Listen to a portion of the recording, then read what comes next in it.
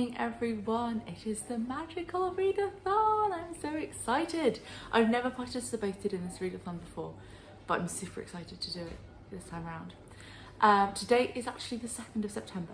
I am a day late. I had a book to review that I thought I would get done by the end of August, and it took a bit longer, but I didn't mind because it was a very good book and it was sort of worth taking the time to kind of absorb everything that was in there.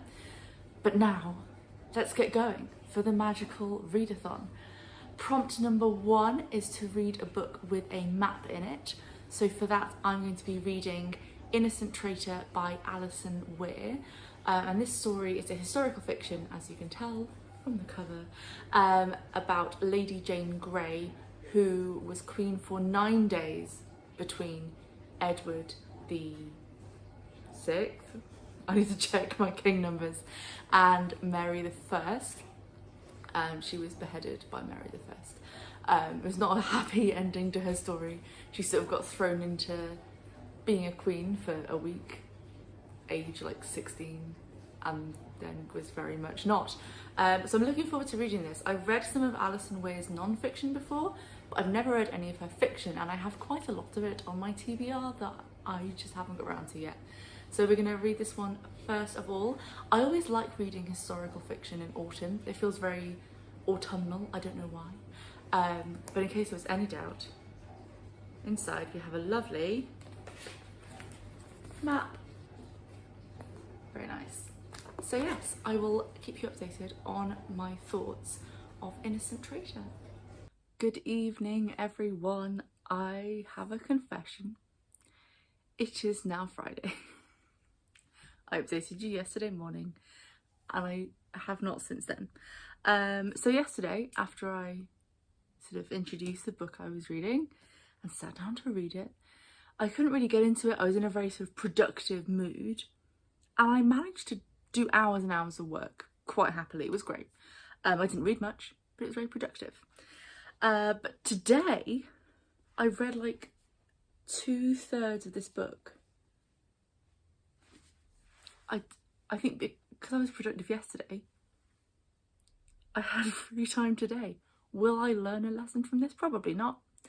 But I had loads of time today to read. I am enjoying this. It's very different from what I expected. There's a lot of political drama and intrigue around Lady Jane Grey, or more that she has been sort of caught up in. I think we often think, because when we talk about Lady Jane Grey, it's usually as kind of a footnote in the Tudor period, you know? I feel like we often forget that she was the niece or great niece of Henry VIII. She would have grown up in and around court and would have known all the kind of famous figures that we know about, and that she kind of got to observe this whole calamity of politics at the end of Henry VIII's reign and then through Edward the 6th reign. I think it is 6. I checked with the Horrible Histories King song, and that's the conclusion I came to. Yeah, because Alison Weir is a historian as well as a historical novelist, so you can tell there's a lot of the sort of historical influences and interest in there as well. Yeah, there's a lot of perspectives. I think too many perspectives. It's all in first person, and I think we've had like 8 or 9 different perspectives now. I think I would have preferred it to be in third person and not be jumping around so much. But apart from that, I'm really enjoying like the reading experience. Jane is a really interesting character because she's kind of she obviously fits with everything we know historically in terms of having very ambitious parents who saw her as like their ticket to power and used her as a bit of a power piece, but she very much she quietly and firmly knows her own mind, and I really like that about her.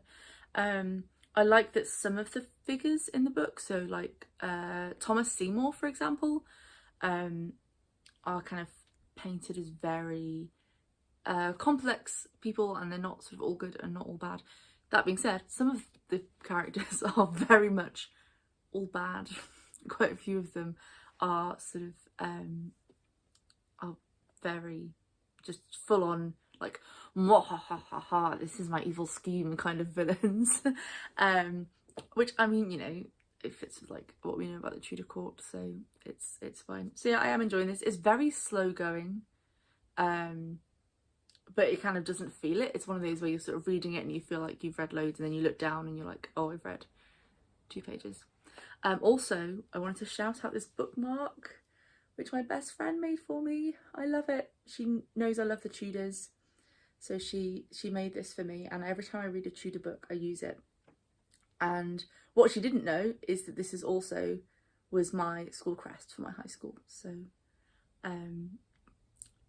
double joy from this. So yeah, I don't know if I'll read any more tonight. I've read for hours and hours today. I'm self-employed, so my work schedule is kind of all over the place, and today it was just not what I expected it to be. I planned things around my work schedule, and then I got all those things done, and then I had loads of extra time, which I didn't expect. So I've been reading for hours and hours. So I don't know if I'll read any more tonight. I might read a bit. But yeah, I will keep you updated. Tomorrow's another busy day, but hopefully I'll be able to read a bit. I've got a break in the morning. I can read some in the morning. But yeah, I will keep you updated. Hello, it is Saturday evening. I promise I own other clothes, but I had to wear black for work this evening. It was a really nice day, a long day. I was at 2 different jobs back to back, but it was really nice. My choir had our first performance since February 2020, and it was so lovely. It was really nice. So yeah, it's been a good day. I did actually manage to get quite a lot of reading done. So I've nearly finished Innocent Traitor. We're near the end. There's definitely like looming dread, you know? She ain't gonna last much longer.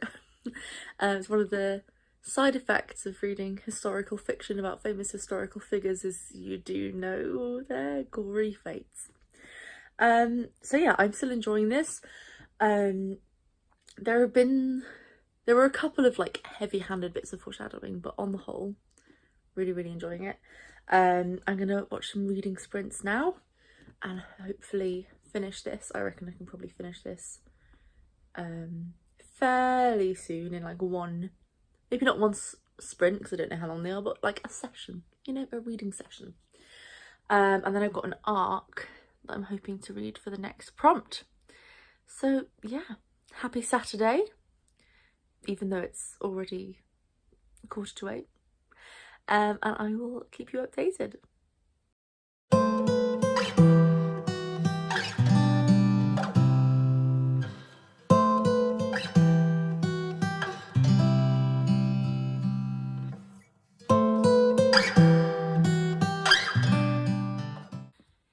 Hello everyone, it is Sunday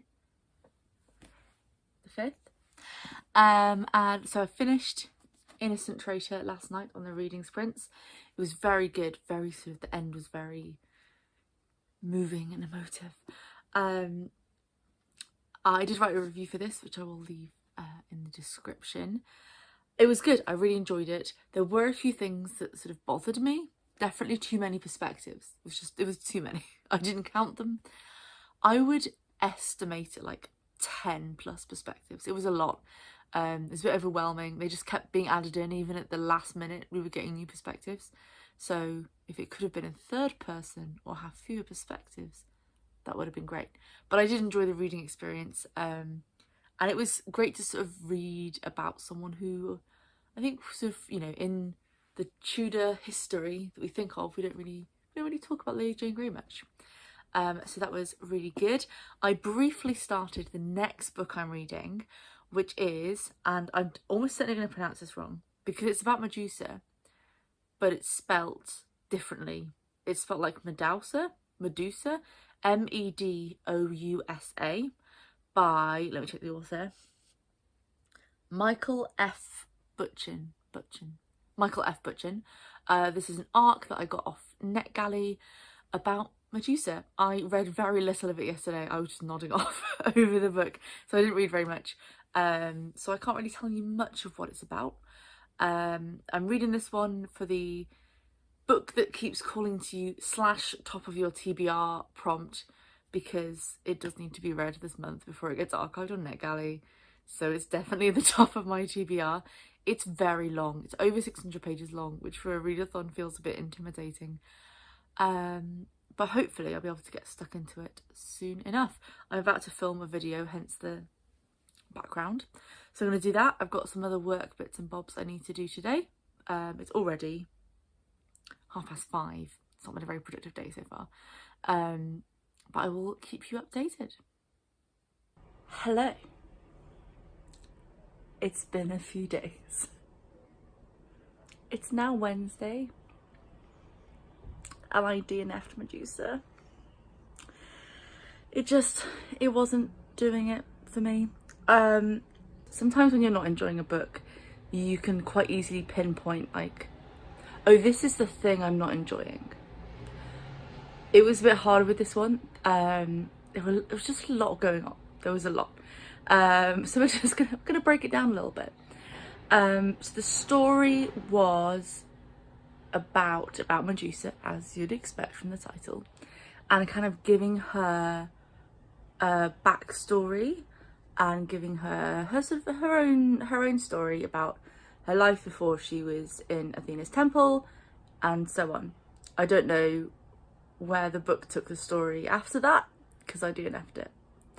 So in this story then, Medusa is a slave in Sparta.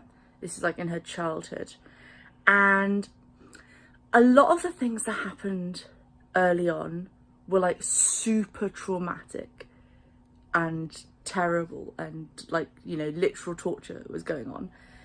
And it wasn't really, it didn't feel like enough weight was given to it. That was like the first thing that kind of, it just tonally shifted a lot between the sort of like fun childhood stories and then literal torture, and then back to fun childhood stories with no kind of, it didn't really take us on that journey. So that was quite sort of unsettling. It was very unsettling, really.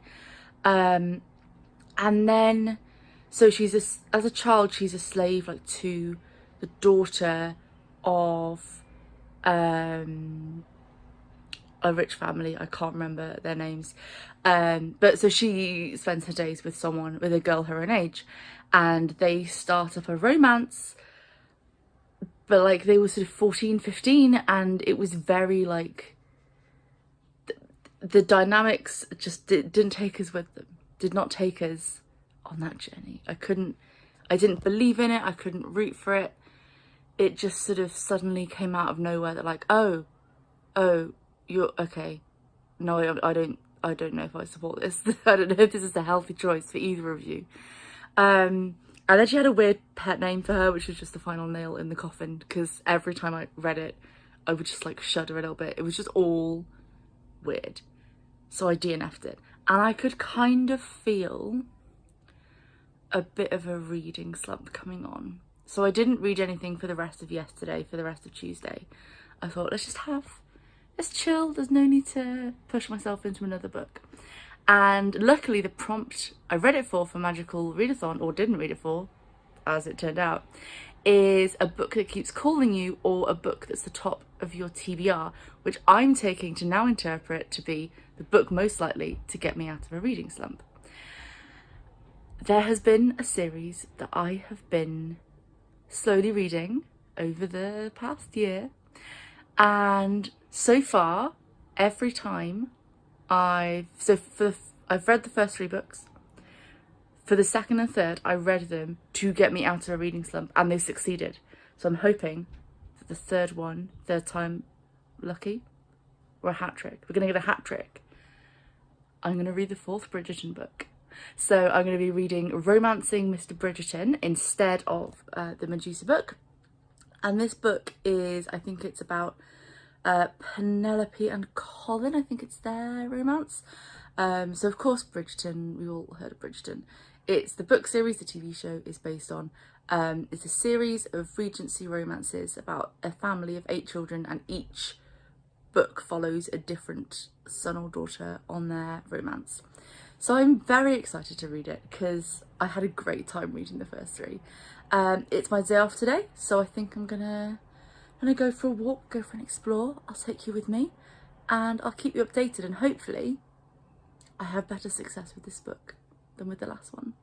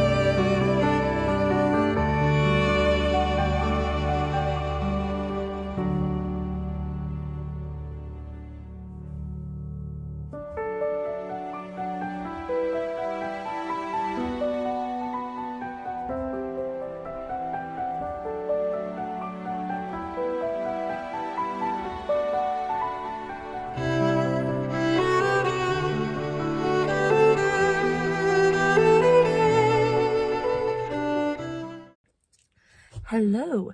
So I've just been to Dufferin Gardens, nice little National Trust stroll around some lovely gardens, and on the way there I kept seeing road signs for, what's it called, Tinkinswood Burial Chambers, which I think is like a Neolithic burial chamber. So I mean it's a car park in that there's cars parked here. There's a bit of road set aside for us to park in, and I'm just going to go for a stroll, see if I can find it, and if I do, I'll let you know. If I do find it, you will already know, because if I don't, I won't put this in the vlog. This is a promising start. Off we go on an adventure. So I came out into this field and I thought, this is a nice field, but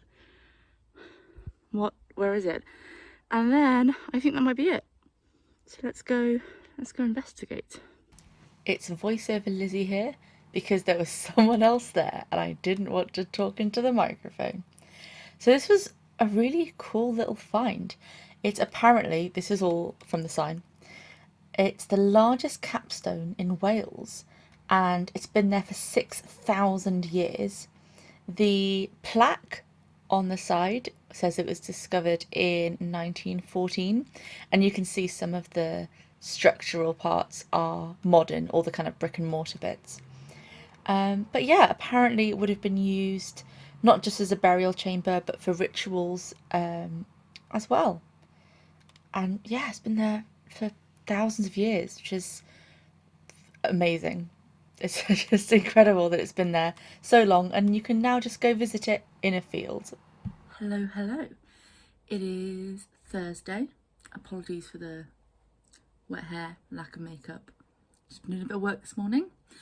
I did not update you about the Bridgerton book because I finished it.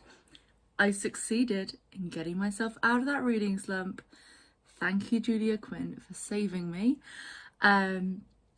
So while I was out yesterday, I read first, like the prologue and the first chapter, but I did want to get on home, so I was like, no, I'll be good, I'll stop after the first chapter. Then I thought, I'll read a few more chapters, see how I'm doing. And then I read the whole thing.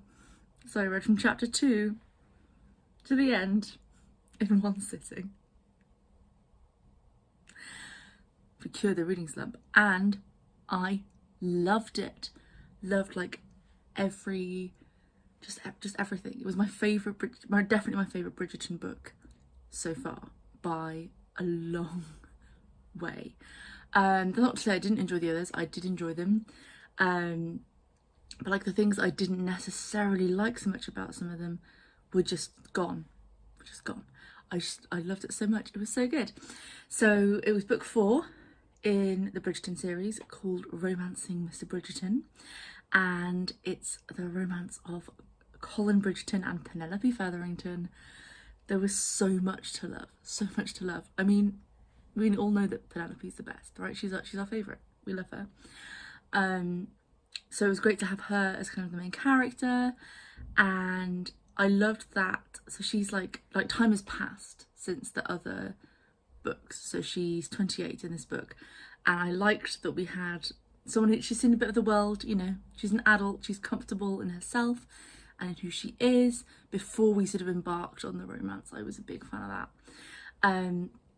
Their romance was glorious, it was great. The learning to communicate, the mutual respect, the friends to lovers, it was just so lovely. And then their ending, they had such a lovely happy ending. So it was just what I needed after a busy week, to just lose myself in that. So I very much enjoyed it. I had a great time. It was really, really good. So I read that for the top of your TBR / I think what was the other part of the prompt, like a book that's calling to you, I think was it. So that's what I read Romancing Mr. Bridgerton for. So the next prompt on the list is a standalone book. So I'm going to be reading The Girl with the Louding Voice by Abi Dare, which is a standalone feminist book about a young girl in Nigeria. Ever since I first heard about this book, I really wanted to get to it. Went straight on the Kindle, straight on the TBR, and then it was one of the suggested books for the Book Voyage Round the World Reading Challenge for the September list, so I'm reading that for that as well. I haven't started it yet. I thought I'd actually better get some work done today rather than just sit and read. Yesterday was my day off, it was allowed. Today I do have to, you know, get work done, which I have done, but I probably won't get around to it until this evening. But I'll let you know what I think. So I hope you're all having a lovely day. And from me and David Rose, I'll keep you posted. Hello. I hope you are well. Today is Sunday. Yes, it is. I had to think about that a second. It's Sunday the 12th. I hope you've all had a lovely weekend, week, whatever days it's been when you're watching this. So first of all, I went to the bookshop earlier. I went on my way back from church. I say that like it was on the way. It was in the opposite direction, but I went to the bookshop. I thought I'd show you what I got. So, let's see. It's a lovely little independent bookshop. And the first one I got is She Who Became the Sun by Shelley Parker Chan. I feel like this is very much the book of the moment. Everyone is reading it, everyone is talking about it, and it sounds amazing. I'm really excited to read it. I'm gonna put this down so the rustling doesn't get in the way of me talking. So I believe this is a fantasy sapphic retelling of the origins of the Ming dynasty in China. I am really interested in Chinese traditions and folklore and history and culture, so I'm very excited to read this. And also it's sapphic, so like I was going to. And this cover is just, it's just beautiful. It's beautiful. So I'm very excited to read this. Oh, I haven't had a look under the dust jacket. Those end pages are just, I mean, it's pretty. There's nothing like printed on there, but it's still beautiful. It's still lovely. So yeah, I'm very excited to read this because it's sort of fantasy, but outside the usual, outside what I usually see around. So I'm excited to get to this one eventually when I finally clear my NetGalley shelf. That's next, spoiler alert for next month's TBR. It's all NetGalley. The next book, beware for the rustle of the bag. So if you watch my August TBR, if you watch my August wrap up, you might be going, but Lizzie, you've already read this book, and you are right. I have already read this book.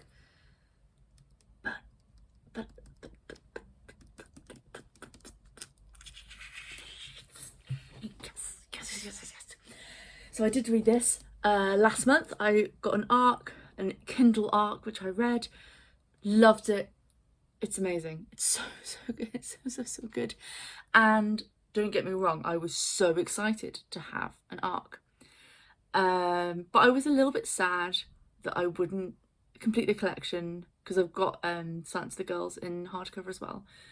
I was like, I mean, you know, it's a bit sad, but also like I've got a free copy of NetGalley, so I'll read that one instead. But then as for a signed copy, I was like, well, now I have to get it. Again, these end pages are just beautiful.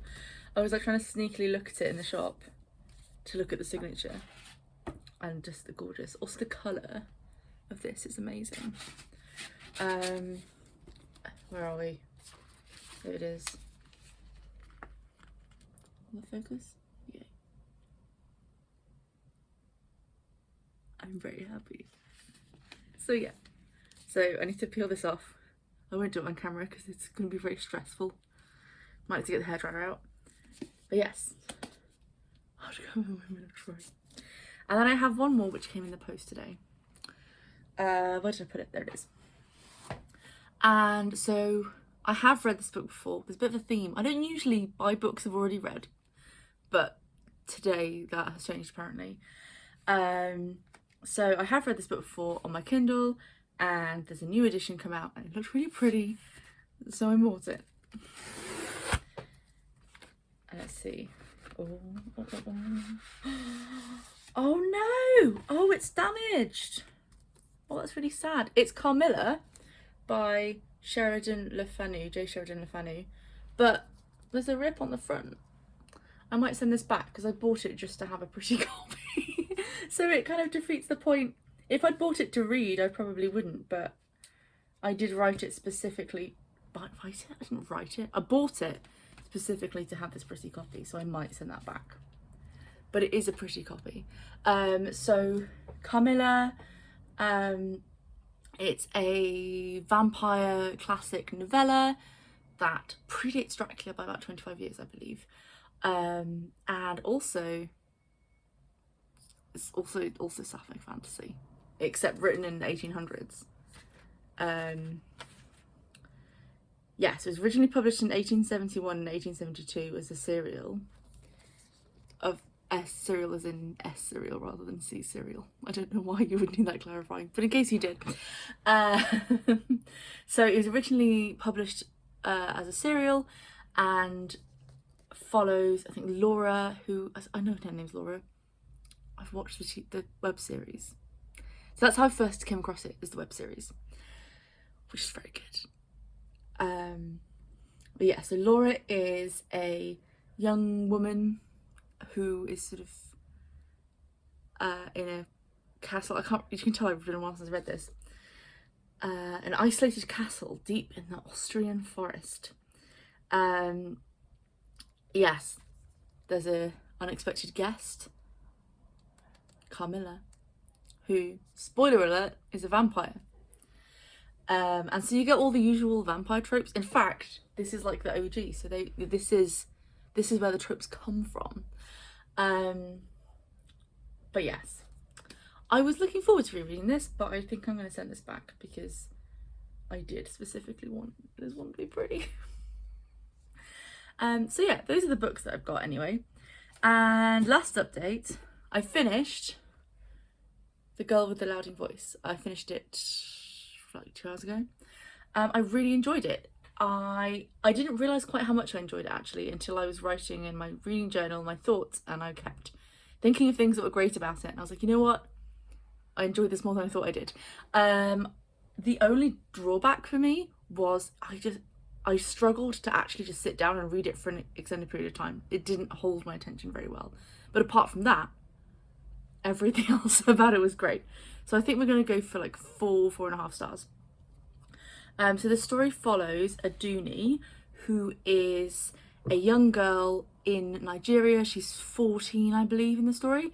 And at the start of the story, she is basically like sold off to a man to be his wife, and he's like 16, she's 14.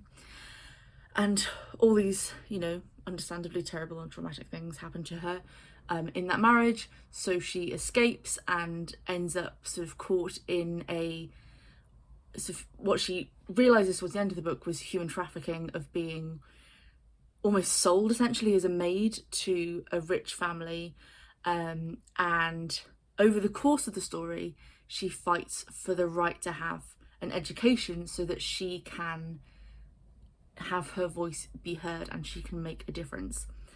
So yeah, I would sort of sit down and read it, and I'd read a chapter and I'd get to the end and be like, I really enjoyed that chapter, but then I wouldn't necessarily be pulled straight into the next chapter. That was literally the only drawback though. It reminded me a lot of the kind of books that I loved when I was sort of 13, 14. I think had this book come out when I was in Carnegie Club at school. Do they still do Carnegie Clubs? And is this nominated for the Carnegie Award? Because it should be, if it's not. Yeah, when I was in Carnegie Club, this is the sort of thing that I would read, and I absolutely loved them. The Carnegie Award, if you're outside the UK, is an award for children's literature. But I think because of kind of, certainly when I was like 12, 13, then YA hadn't become a sort of big genre yet. I mean, it existed, but the books would be on the children's shelves in Waterstones, you know? So a lot of the books, although they were children's books, would be aimed at like young to mid-teens rather than children. And my school anyway had a Carnegie Club where all of us nerds met once a week on a Tuesday lunch, and the school had bought like a few copies of each of the books on the shortlist, and we would read the books and pass them between us and talk about them. And I think it's voted on by school librarians, so we would like help our librarian pick. I don't know. I loved it. Anyway, so this reminded me of a lot of the sort of books that we would read then, in kind of like the tone and the sort of topics covered. The importance of education is just a constant throughout the whole book, which I really, really loved, how it kind of kept coming back to that that sort of statement, which is absolutely true, and it needs saying again and again and again. So I was definitely here for that. There were a lot of very heavy topics addressed in this book. So first of all, if you are considering reading it and there are things that you're sort of wary of, then I would definitely recommend going to look at the content warnings on Storygraph, because there are a lot of deep and often sort of traumatic storylines and things, so definitely worth just bearing in mind. But I really, the way they were written, I thought was the perfect balance of kind of, because you know these things do happen to girls on a regular basis, and the author didn't shy away from them, and she managed to write them in a way that was sensitive and gave them that weight that they needed without overpowering the whole story. And I thought was a really good balance that kind of carried the book through. That was really, really good. And the other thing that I didn't really realise until after I finished the book, and was like, this is so good. So often we read or watch or hear stories, and it's absolutely sort of valid story, of girls, women, or just anyone, but especially when we're talking about sort of feminist stories, of girls who kind of find their strength over the course of the novel. And I always have time for that, but we do read a lot of it, and I was sort of expecting this to be like that. And what I really liked, which I think just sort of set this book apart, is that the character, she always had strength, she always had conviction in her own power, in her own beliefs, in her own intelligence. Like, she never doubted that for the entire book. And instead of it being about her finding her strength, it was about her finding the resources and support that she needed in order to achieve her dreams. Which I mean, it's just such a good story because it was just so sort of refreshing to have a character like that. But also very important, I thought, because we often, with especially kind of mainstream white feminism, then we talk a lot about sort of empowering women and sort of girl power and things like that, and I don't think we talk very much about what that actually means for a lot of people. And for a lot of people, it means giving them the opportunities, making sure that they're in sort of safe environments, giving them the financial resources that they need. And I really liked that that's what this book was about, was her finding those things that she needed in order to accomplish her dreams. And I think sort of accomplish her dreams can sound a little bit wishy-washy, but I mean, it's good. It's a true and good thing to strive for, but not just her sort of dreams of doing this, but the potential that she knew she had, that she was able to fulfill that. So yes, I very much enjoyed this book. Would highly recommend The Girl with the Louding Voice. If it's something that you're interested in, then definitely pick up a copy. And I forgot to mention, pick up a copy, not a coffee. I forgot to mention the other thing that I really enjoyed about this book is that it was written in Aduni's own dialect. So she speaks English as a second language, and it was written in the way that she speaks English. It was all in first person. It would have been, I think the obvious, easy choice would have been to write the narrative in standard English and then her own speech in her dialect. But it was all in her dialect, in her sort of vernacular, which I really enjoyed and kind of felt very immersive. So yes, you should definitely read this book. Thank you very much for joining me on part 1 of the Magical Readathon. Apart from the DNF, I had a great time. We've done 3 of the prompts so far, so there'll be another reading vlog coming in about a week with hopefully some more of the prompts being fulfilled. I hope you enjoyed this reading vlog. Let me know in the comments what you have been reading for the last week or so, and I will see you next time. Bye!